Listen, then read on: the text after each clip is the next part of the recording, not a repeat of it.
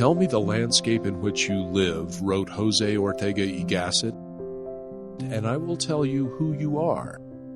At the United Church of Santa Fe, we would expand Ortega y Gasset's statement, "Tell us the landscape in which you live and your relationship to it, and you tell us who you believe God to be."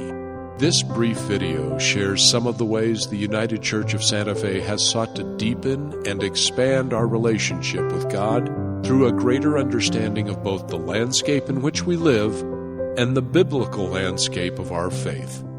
In the process, we seek to develop a more caring and just relationship with this part of God's creation. The United Church of Santa Fe lives and worships in the high desert landscape of northern New Mexico. The average rainfall is less than 12 inches a year. The predominant colors are brown, gold, and red. As people drive into the church parking lot, they can see mesas and bluffs, the pine-covered Jemez Mountains 60 miles away, and sometimes the lights of Los Alamos, birthplace of the atomic bomb. Gathered in the sanctuary, our congregation looks out on a foreground of sage, chamisa, and piñon, scraggly trees that are hundreds of years old. Off in the distance rise the 10,000-foot Sangre de Cristo Mountains, named by Spanish conquistadors because the evening sunlight can turn them the color of Christ's blood. Most of the people looking through those windows come from landscapes vastly different from what's around them. As in many Protestant churches throughout the Southwest, most adults in our congregation have moved here from much greener places. I'm Talitha Arnold, and I'm one of those people who moved to Santa Fe from a much greener environment, namely Connecticut. But I grew up in Arizona, in the Sonoran Desert, where the average rainfall is about 8 inches a year. My mother was a native of Arizona. She was born shortly after statehood, and she was also a desert botanist turned high school science teacher after my father died. He had come from California to Arizona to go to graduate school, which is where they met. And he was a biologist with the Fish and Wildlife Department until his death. Both of my parents were committed Christians, and they were also equally committed to care for and love this corner of creation known as the Southwest Desert. I lived in Connecticut for 10 years to go to seminary and also to work, but then returned in 1987 to become the pastor of a 7-year-old new church start of the United Church of Christ, called the United Church of Santa Fe. The founders of the United Church of Santa Fe, for the most part, also came from much greener environments with no background in the desert whatsoever. But many of those founders, all 35 of them, were very committed to being rooted in the place that they now called home.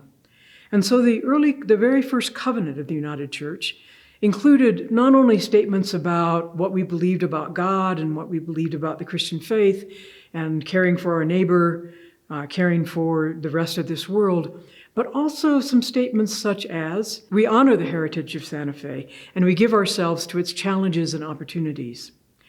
And an equally firm commitment to endeavor to live in harmony with all of creation as stewards of the earth. And so from that very beginning, long before I came, 7 years before I came to be the church, the congregation was beginning to lay the foundation for what it means to be a desert faith church. The church's first building reflected that commitment.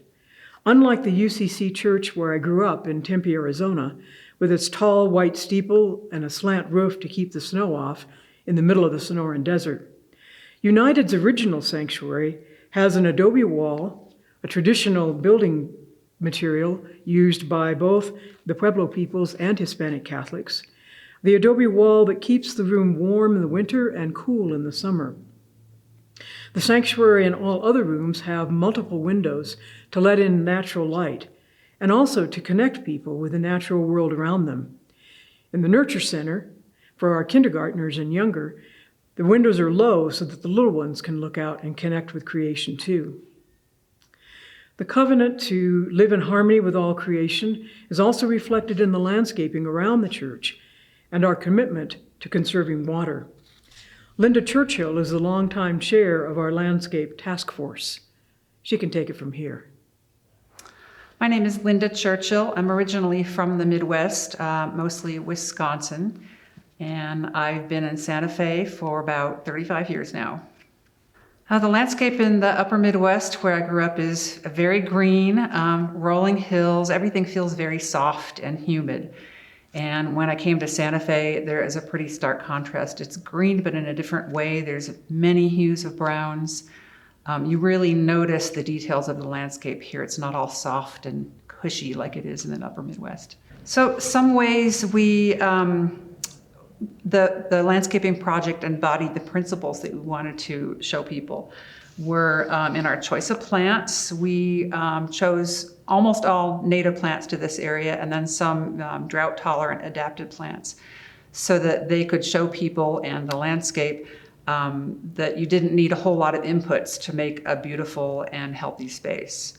We contoured the land, including berms around the outsides of the perimeter of the property and contours within the property for both for visual interest, but also in order to contain and capture all the water that would fall on the property. So we're reducing runoff onto sidewalks and streets, and we're also using every drop of water that falls on our property to help better the landscape itself. We included a simple mulched path that we call the reflection trail that wanders through the planted areas. We chose that because we didn't want to add extra concrete or infrastructure to the area. We wanted it to be very natural and to reduce the use of brought-in materials. And also the thick mulch becomes a nice path to walk on, feels very natural, and also helps water absorb better into the landscape. So we have 2 large cisterns that capture roof water on either side of our building. I don't remember what the total gallonage is, but it provides quite a lot of the water that we then use for drip irrigation for the landscape that we planted. Many of the plants won't need water for all their lives, but as they're getting established, we need to water them with drip irrigation, and much of that water is provided by water that fell on our roofs and we've caught underground. Some of the challenges that we found in the process of developing and planting this landscape was a very obvious one in the high desert in Santa Fe, the difficulty of working in our soils. We have very hard pan soil. It can be hard to transplant trees and get them to grow well. We're working on that still, and the trees are mostly doing well. We've also, in this whole region, experienced a fairly severe on-growing drought for years and years.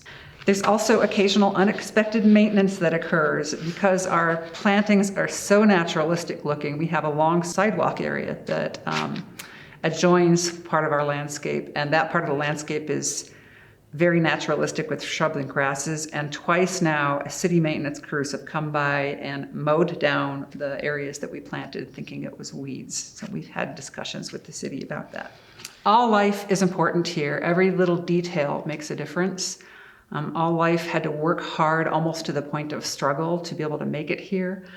And it's important for us to be a help and not a hindrance. Things that are small are really important. It's amazing how long it can take life to happen here, from a microbial community to a tree. You have to have a lot of patience in the desert.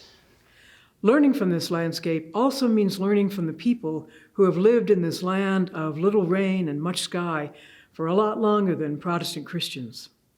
The original name of Santa Fe, before the Spanish came, was a Tewa Native American, a Tewa name, Ogapoege, meaning white shell place.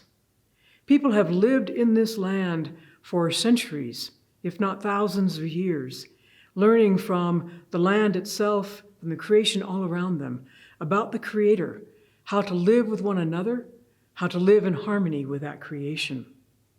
The indigenous understandings of the relationship with desert offer a very different perspective than a dominant Christian understanding of desert as being a place of trial and temptation, based on Jesus' 40 days in the wilderness, being tempted by Satan and wrestling with his own demons.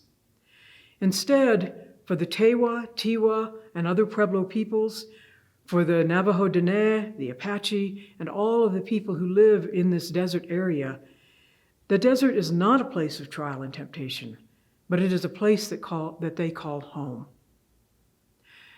Mary Hospa Russell, a longtime member of the United Church of Santa Fe, is also is a member of the Navajo Dene Nation. And here are her understandings of lessons from the desert. I'm Mary Russell, and I originally am from the Navajo Nation in Arizona. And so I've been living in Santa Fe for over 20 years at this time.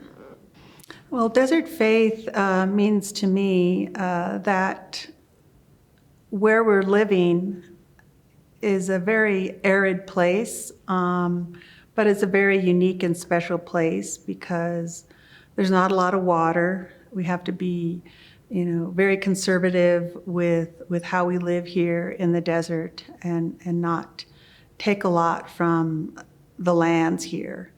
So to be a desert church, I feel that what's important is the congregation really needs to embrace and love the uniqueness and the challenges of this landscape that we're from. One of the things that I think is really important, if you're in the desert and your church is here, is that also here there's many unique cultures.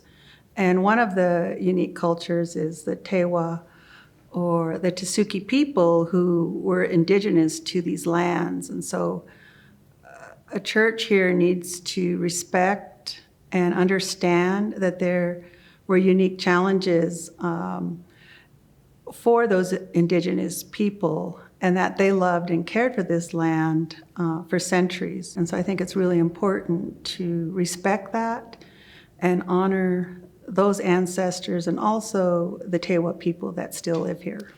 I think what's really important for non-desert Christians is to understand and accept that this landscape is really not going to change. I think a lot of people try to transplant where they came from onto this desert environment and this arid area, and the high altitudes, and not really be willing to accept and love what we have here that's so special.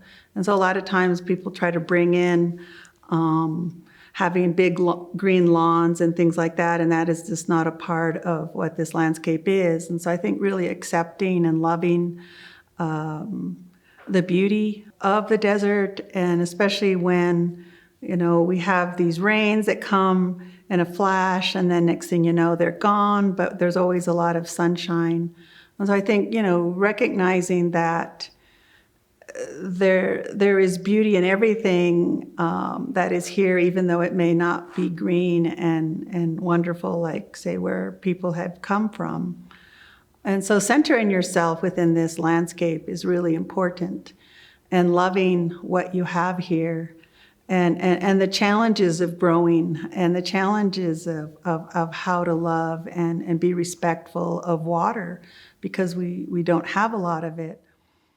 Northern New Mexico, like many regions of the Southwest, is a prayed-in land, a place that is considered sacred not only by Native indigenous peoples, but also by Hispanic Catholics who lived in this land centuries before 1848, when the U.S. raised its flag over this part of Mexico and made it part of the United States. My good friend and dear colleague, Monsignor Jerome Martinez, is a 14th generation Santa Fean who says that his family has lived in 3 different countries in Santa Fe and never moved across the street. They didn't cross the border crossed them.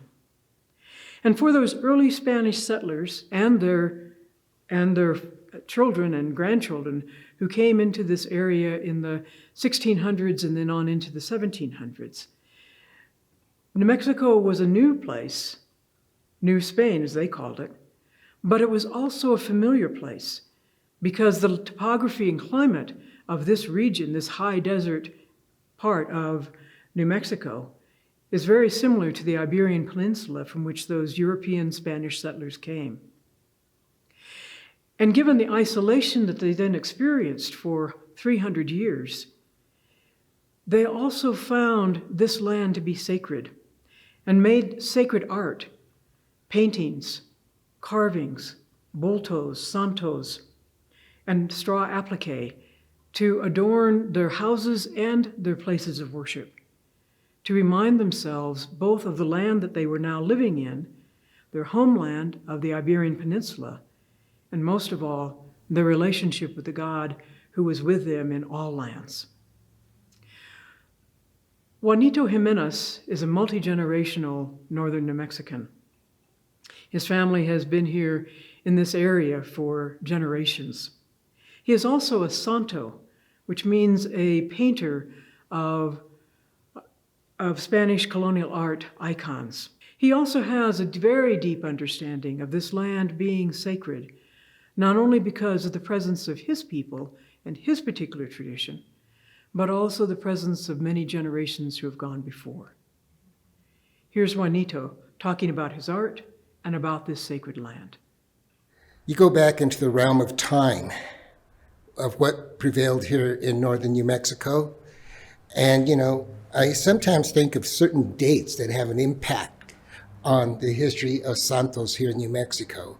We look at 1598. I'm going to go through a little bit of history here. Juan de Onate, on the banks of the Rio Grande River near El Paso, claims this land for the sovereignty of Spain. So they began their trek down into northern New Mexico, and things began to change. Sometimes I look upon history itself as a dilemma of what happened here in the Southwest, especially to the indigenous people. 1609, settlement of San Gabriel was founded. That's an important date. 1680, the revolt, the Pueblo Revolt. 1692, de Vargas comes back into New Spain.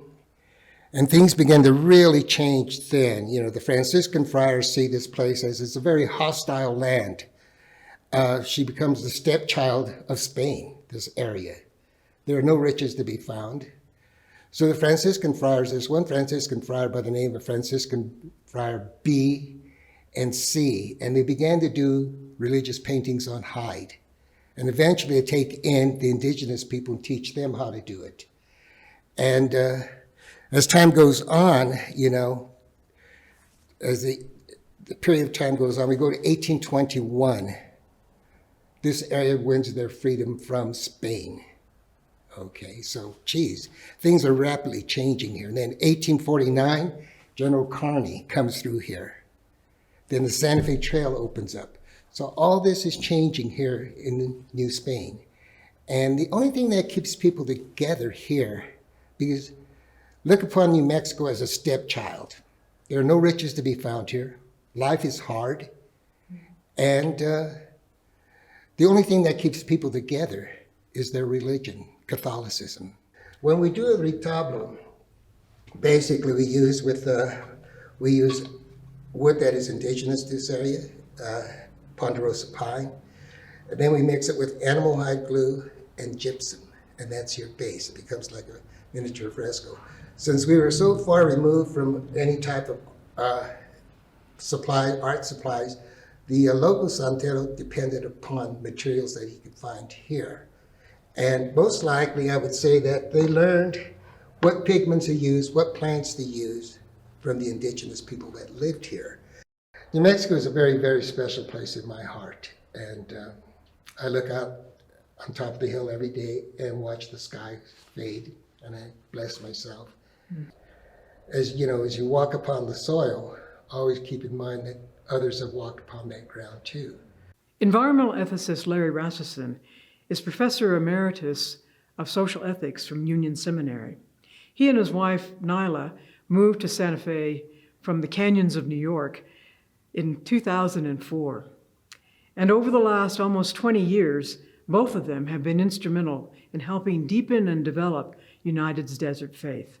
Both, whether it was in helping to develop the Whole Earth Covenant of the church, or literally praying in the dirt, getting their hands into this good dirt to plant, to weed, to water, to help other people, adults and children, learn how to live and how to get into this earth. Larry? I'm Larry Rasmussen. I grew up in southern Minnesota.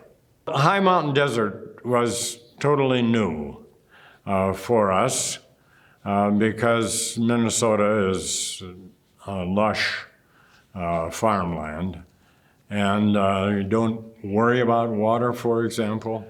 Desert faith, as a term, means to me scriptural faith. The Hebrew Bible is overwhelmingly desert. And even in the New Testament, which is more urban, when Jesus has to figure out who he is and what his mission is about, he goes into the wilderness. So desert faith means to me a scriptural faith and the faith of the people of God in the Hebrew Bible and thus in the Christian tradition as well. The God of desert faith is a God of a desert people, and oftentimes that's reflected in the Hebrew names for God. So God is El Shaddai, God of the mountain. The sacred places are associated with the desert and its mountains. So it's Horeb, it's Sinai. So desert faith for me is a scripturally based faith. We are human beings only because creation, like God, so to speak, loved us first, and then we love in response. I'm going to read you a paragraph from a letter that I wrote to my grandsons. It's in a book called The Planet You Inherit. And just to make my point, while we take care of plants, plants also take care of us. What they breathe out, we breathe in. If they stop breathing, so do we. We take care of animals, to be sure. But for millennia, we haven't been able to live without them either, for work, food, and companionship. We take care of the air, water, and soil, while they have also taken care of us in the most elemental days, from the day we arrived, and ways from the day we arrived, and for as long as we've taken breath and fixed breakfast. They have, for our sake, been instrumental for our life. Now we must give back and be instrumental for theirs. When both their well-being and ours are in jeopardy, we must reciprocate and be their lifeboat as well. So all I'm saying is that creation cares for us is where we start. And if we care for creation, it's a matter of necessary reciprocity. If we aren't living in a reciprocal way with our patch of creation, we aren't living, period. We die. So my faith is tied to this in that it is rooted in a relationship with God and the cosmos that is one of gratitude for being here at all, for being here today, and rooted in reciprocity. My own understanding of desert faith certainly was nurtured growing up in my botanist-biologist family, with deep roots in both the Sonoran Desert and also in California. But when I moved to Santa Fe, I needed to deepen that desert faith. The second experience came after a walk in the Sonoran Desert with my mother, several months after I'd moved to Santa Fe. I was sharing with her some of the challenges and bewilderments I had as a new church start pastor with the expectations of the wider denomination. You see, the United Church of Santa Fe was part of a whole group of new church starts that the UCC began in the late 70s and early 1980s. And they all had a certain church growth model, basically 500 members in 5 years. It was ambitious, and it was especially a little bit unrealistic for the United Church of Santa Fe in 1987, 7 years after its start. Because 7 years after, the church had only 90 members, not 500. It had also gone through a church split with the second pastor, and it had a mortgage of over $500,000 and an annual mortgage payment of $65,000. And the roof on the 3-year-old sanctuary leaked like a sieve. More than a few challenges. And I was sharing with my mother the pressure and the frustration and even the exhaustion I was feeling at trying to achieve that goal of 500 members. I'm a strong believer in church growth, now and in 1987. I believe what the United Church has to offer.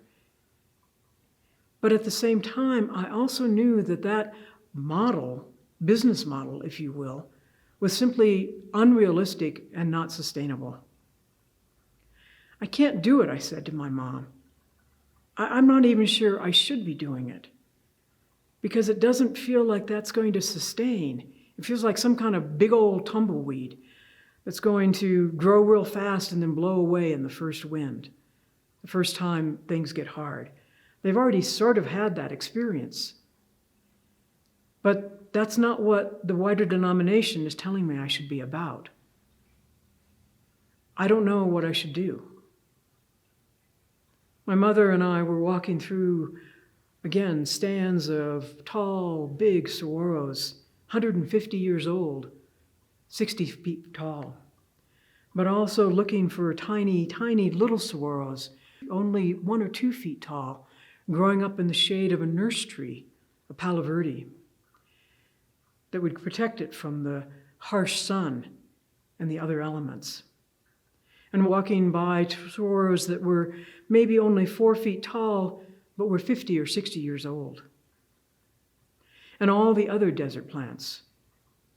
Barrel cactus that have the ability to expand and to contract depending on how much water is available. Palo verde, green stick trees that take in chlorophyll not through their tiny leaves, but through their very bark. Adaptability.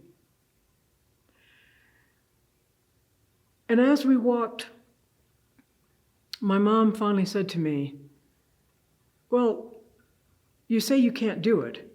Talitha, I know you can. But do you want to? Is that the kind of church you want to serve? Is that being faithful?" I just shook my head saying, "I don't know." And we walked on. Later, on the drive home after I'd flown back to Albuquerque and was driving from Albuquerque up to Santa Fe, an hour-long drive, I thought more about that conversation, and I realized my mom was right. I did not want to serve such a fast-growing church. Not only was it not possible, it wasn't the kind of church that I thought was being faithful. It was a church that felt like it would be a church that would feel like I said, a tumbleweed. Those desert plants that grow up really fast when there's lots of rain, but then when times get hard, they dry up and they blow away. And I remembered that the things that really last in the desert are the things that grow slowly. Whether it's a saguaro that puts out as many roots below ground as height above ground, or the high desert piñons, those scrubby, scraggly trees, pine trees, that put down deep, deep roots and wrap themselves around rocks so that they can withstand all the extremes of temperature and wind and everything else in the desert. Sometimes you'll even see them growing out of the side of a canyon wall as if they didn't have the sense that God gave geese. But somehow those roots of the piñon are hanging on for dear life to the rocks of ages. That was the kind of church. That was the kind of church, a desert faith church, a saguaro church, a piñon church, that I wanted to help develop and that I wanted to serve. And I am deeply grateful for the opportunity to have done that. And I'm deeply grateful, and I am deeply grateful to serve people who want that too. The United Church of Santa Fe is a desert church for a desert time with a deeply rooted desert faith. And I thank God for all of that.